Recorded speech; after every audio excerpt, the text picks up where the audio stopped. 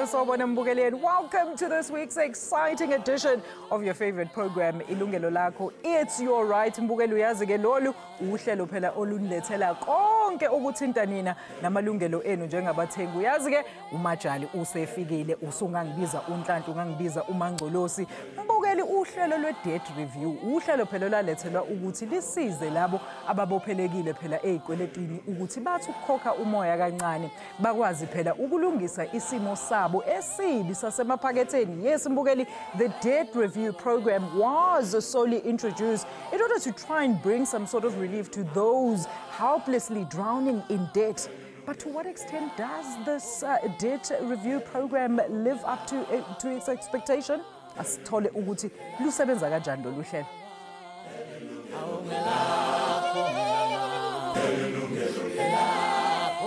Let's extend a very warm welcome to Miss Annaline van der Poel from Debt Rescue alongside Elias Shamatla. Yena ke niyamazi Mbukeli uyisishoshovi samalungelo abathengi. Yena ke ubuya Marefi Consulting. Ladies and gentlemen, a very good afternoon to both of you. Welcome to the show.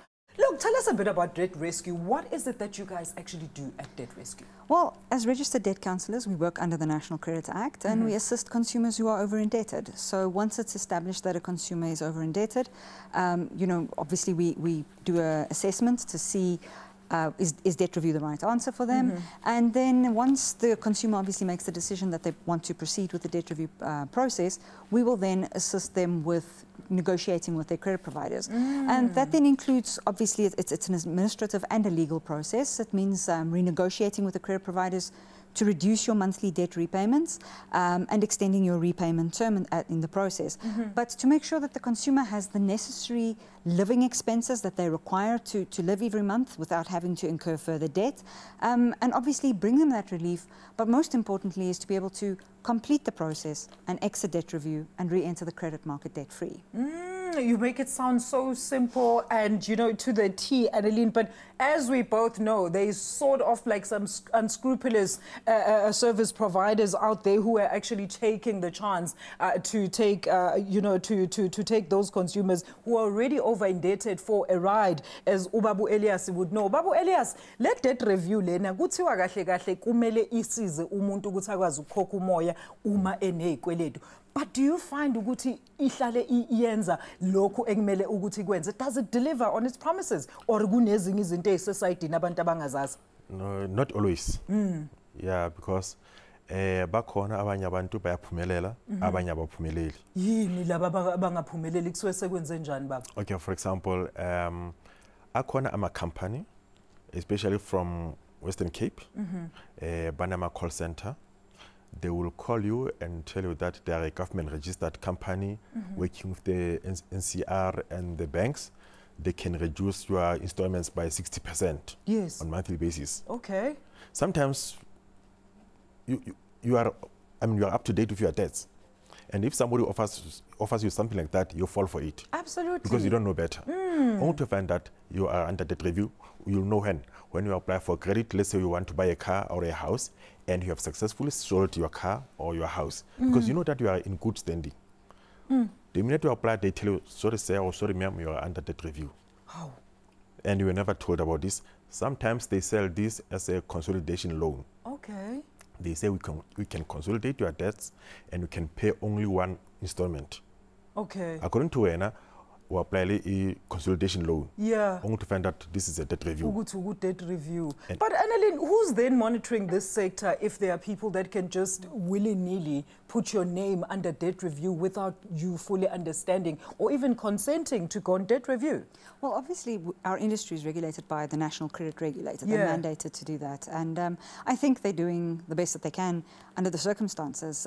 We are very, very aware of the practices that Elias has just referred to. We've seen it happen. And I myself, as a registered debt counsellor, have been contacted by such institutions myself. Imagine. So, yes, I mean, that just shows you how concerning this practice is, because the regulator is there. They're there to assist. But I think the important thing is that people who find themselves in this position to reach out to the regulator as quickly as possible, bring it under their attention, and any evidence that they might have, any detail they might have, to assist the regulator to investigate this matter and take the necessary actions. But ubana ma-target wena bhuti Elias in terms of research ne-trends ozibonayo wena njengoba usebenza nabantu abaningi abangena kwi-debt review, do these people laba baney'number zabantu aba-over-indebted bayithatha phi iy'number zabo ukuthi babafonele to offer them those consolidation loans? Where do they even get the information that this consumer is over-indebted? Let's use the word allegedly. Okay. As a disclaimer. What happens is that when you go to any company, you'll be asked to sign a register or produce your ID or driver's license, especially when you're driving a car. Yes. And they will scan your driver's license or ID. Whose system is that is processing your information? There's a POPI Act. It's owned by a credit bureau. Okay. So within a matter of 5 seconds, they've already profiled you. So a debt counselor can buy data from credit bureau. What?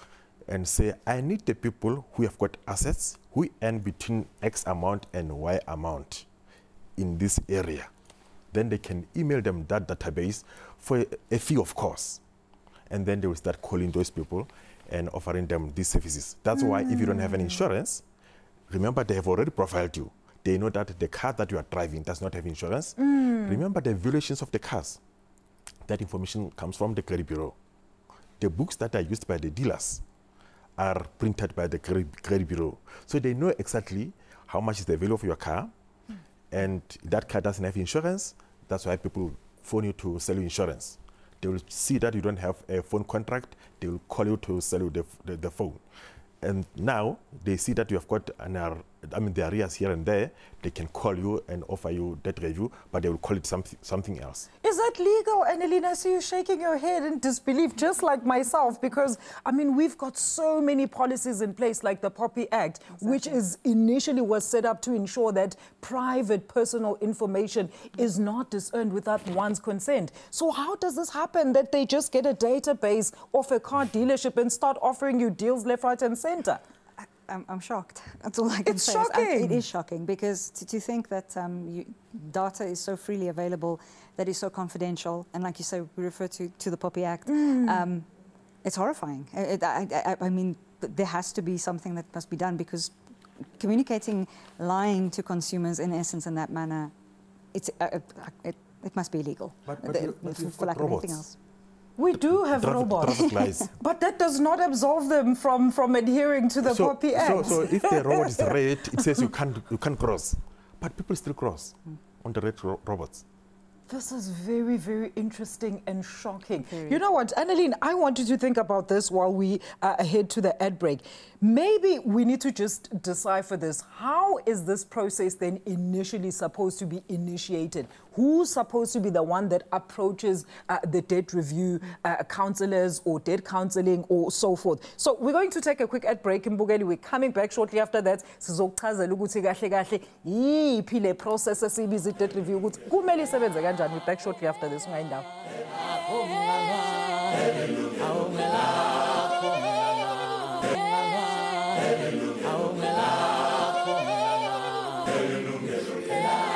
Back to Yilungelo Lakho. We are unfortunately not live namhlanje Mbugeli, but you can still interact with us on our social media network. Ungasithola ku X, ungasithola ku Facebook. Alternatively, send us an email to consumer@sabc.co.za. We are talking about a debt review process Mbugeli, of which is supposed to give over-indebted consumers some sort of relief ephaketheni, but we are finding, as my guests have actually alluded namhlanje ukuthi no, kahle kahle kunobunye ubukhonyovu obenzakalayo la. My guest today put Elias Shamatla from Marefi Consulting alongside Miss Annaline van der Poel of Debt Rescue. So Annaline, I gave you a question. I gave you a little bit of an assignment before we went to break.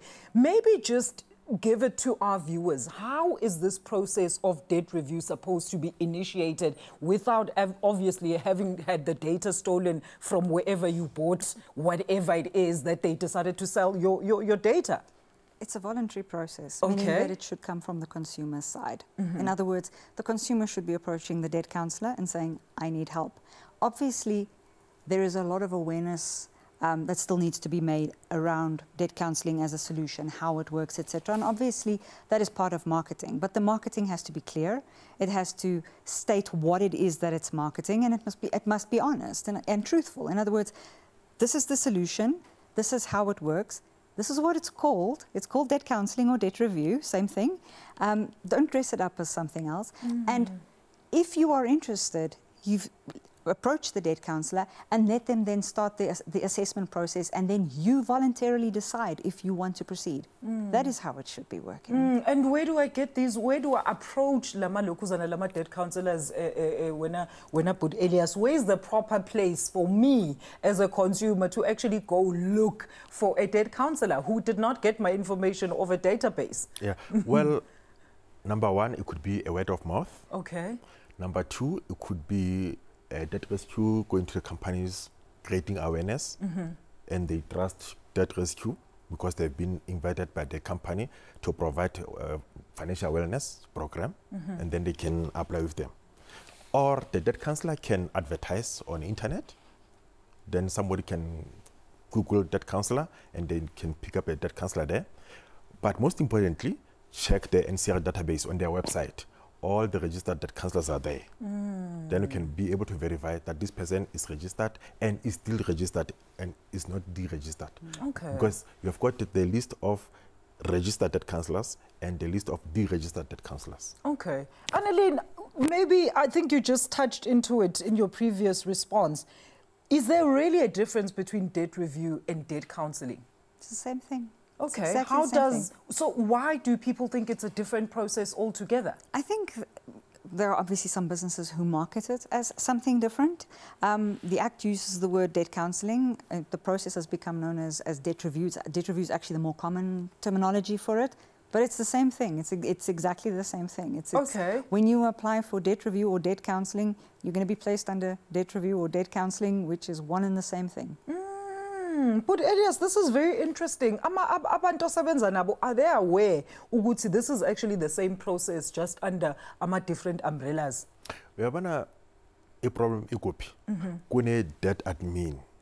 Okay. Debt administration. Oh, debt administration, yes. Yes. So most people, even if they are under debt review or debt counselling, they will refer to it as debt admin. Okay. In debt admin is when you have got a debt to the sum of 50,000 rand and less, and you can't afford to pay those debts. You go to the debt administrator. Okay. And he will go to court and get admin order, of which is going to garnish the employer, for the employer to deduct the installment from your salary to the administrator, and the administrator pays on your behalf. But there, the administrator is not registered. Okay. And he only pays on quarterly basis, 4 times a year. Right. So now, there's a confusion there amongst the consumers regarding debt review, debt counselling, debt admin. Yeah. They think it's the same thing. So if you want to know whether this person is a debt counselor or debt counselor or debt administrator, yeah, go to the NCR website, go under debt counselors and type his name or her name, then you will see the registration number there that this person is registered, and get the address and everything there. All right. Annaline, who qualifies for debt review, debt counselling? Who can approach debt reviewers, debt counsellors? Anybody who's over-indebted. So the Act makes clear provision that an assessment has to be done, and it needs to be proven that you're over-indebted or on the verge of becoming over-indebted. In other words, the assessment, Annaline? A debt counsellor. Yes. Okay. Yes. So in other words, if a consumer approaches you, you will help them do a budget. So you will look at their income, their deductions, expenses, and then their debt, installments that are due. And if their living expenses are reasonable, and their debt repayments are higher than what remains after expenses are deducted, it means that they're over-indebted. Verge of over-indebted means, if there's a fuel price hike or a electricity price increase or inflation that's happened over the past year, that would obviously be that balance. But the vast majority of the cases, it's pretty clear to see if a consumer is over-indebted or not. You can look at their living expenses, you can look at their debt repayments and go, there's more than enough money, it's more a case of a lifestyle adjustment that's required, or your lifestyle adjustments have already been made. You can't afford your debt, therefore you're over-indebted. That is the first and most important requirement. But Elias, would you then say a debt review is a safer option for abantu abadrawnayo ey'kweletini njengoba usho ukuthi there's so many things that they need to look out for, even though yona i-process at the end of the day, if done properly, it achieves what it's supposed to? I would say debt counseling is the last resort. Okay. Because the first point of departure will be to contact your credit providers to try and make arrangements with them. But if you are unsuccessful, then you have to go to a debt counselor. Otherwise, you're going to lose your assets. Because the bank will say, please surrender your vehicle or sell your house. But you believe that I can still afford to pay this, but I can't meet the bank's requirements. That's why the debt counselor is equipped to be able to run with that process. Okay. Yes. And then, Annaline, is the creditor then obliged to agree to the debt review processes? Let's say you've got your house under, of course, you are over-indebted on your house, on your bond, on your car installments and so forth. Can they refuse that you go under debt review, especially if you've taken the first initiative? No. So a credit provider cannot refuse to take part in the negotiation process. Awesome. The only time they can is if legal action has already commenced on an account, then that specific account will be affected. So for example, you've got a credit card and they've already issued, served you with a summons or taken out a judgment, then that specific account can be excluded. But from the rest of the perspective, they have to take part in the negotiation process to find a solution of repaying your debts in an affordable manner. I suppose because they still wanted to recover some of those monies that they've loaned you. Bugeli, let's take another quick ad break. We are talking about the process here, debt review. We're coming back shortly after this.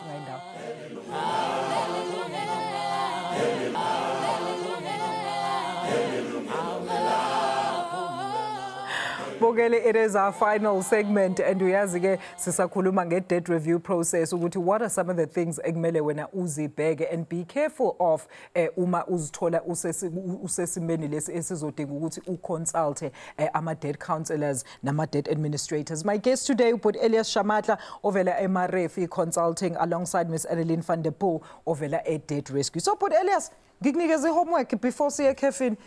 Why ngingakwazi ukuthi ngivane ngivuke ekuseni ngithi Elias nansi imali nansi isamba semali sengi-right ngale process nansi into, can we just get a clearance order? In the beginning, yes, the debt counselors used to issue what is called 17.4. What was that? Voluntary withdrawal. Okay. You could withdraw from debt review. Okay. After having paid your debts? Yes. No. At any given time. At any given time? Yes. Okay. You could, the debt counselor could issue the 17.4, which is voluntary withdrawal. So what happened then? One consumer applied for debt review with a debt counselor in Cape Town, one of the biggest debt counseling companies in Cape Town. And the consumer refused to pay the debt counselor's fees, refused to pay the legal fees, refused to pay anybody.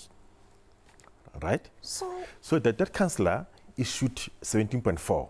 that he is withdrawing as a debt counselor of record for the consumer.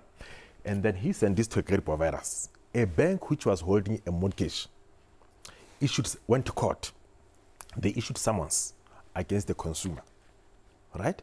And the court said, but 90 days have not lapsed.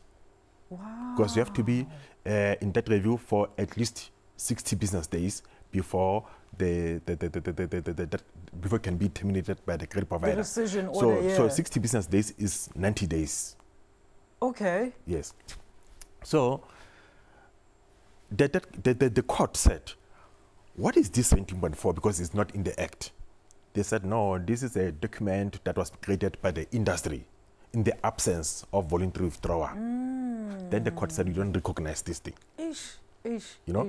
So then again, following that, in Pretoria, there was a case again, whereby the consumer didn't pay, and there was this withdrawal story. And the court decided that this coming in and going out of consumers from debt review doesn't work. The court must be the one that decides when the consumer goes out. I see. Okay. Yes, because some consumers, to be honest, they will hide behind NCA, behind debt counseling. When the debt collectors come to repossess the car, they will apply for debt review. When the debt counselors back off, debt collectors back off. They stop paying. They withdraw from debt review. I see. They carry on with their lives. When they come again, they apply for debt review. And one magistrate said, I saw this consumer before. What's going on here? Then the courts agreed that the court must be the one that exits you from debt review. Okay. So in other words, as she has said, once your financial position has changed to the better, yes, you got a new job now, paying well, you can afford to pay the accounts in contractual installments, you can even settle the arrears. Yes. Right? Depending on where you are and depending on the court. Because some of the magistrates, because what we do, we go to each and every court. Okay. We meet with the magistrates who are dealing with debt review matters. Some of them are saying, I can't keep somebody under debt review against his will. Exactly. If he demonstrates that he can afford to pay the debts on contractual terms, then I take him out. Okay, so it is possible to move there. It is. And perhaps just to clarify, when it comes to the clearance certificate part of it, so a clearance certificate gets issued when your debt is paid up. So in other words, you've completed the debt review process as per how the original proposal was set out. Nothing changed in your life. You paid as you should have every single month, and your debt is now paid up in line with that proposal. Again, transparency, so critical. So your proposal indicates start date, end date, when your last payment will be done, etc. So if you have followed that whole process and you've paid up your last debt, there is no order required. This doesn't have to go back to the court. There, the debt counsellor just has to obtain all the paid up letters that match the accounts that were under debt review. And the moment they have all of that, they issue what is called a clearance certificate, or it's formally known as a Form 19, that goes out to all your credit providers and the credit bureaus. And then the flag gets lifted off, and you are free to re-enter the credit market. And that is probably one of the biggest misunderstandings, again, about debt counselling, is that many consumers believe, firstly, you're going to be under debt review for the rest of your life. You can't be. There has to be a start and an end date. And secondly is that, can they get debt after debt review?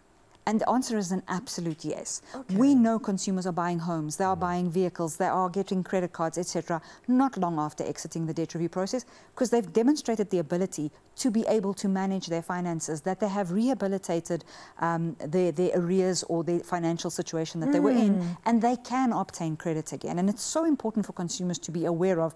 Firstly, you cannot be under debt review for the rest of your life. And secondly, you can actually re-enter the credit market very successfully. Very nice. That is an interesting point, Annaline, because I wanted to ask, like, does going into debt review automatically then render you blacklisted across all spheres? Do you want to quickly answer that before Elias chips in there? Not at all. The only thing that happens whilst you are under debt review is you cannot obtain further credit, because the purpose of debt review is to get you out of the debt that you have. So in other words, getting more debt is just going to defeat the object.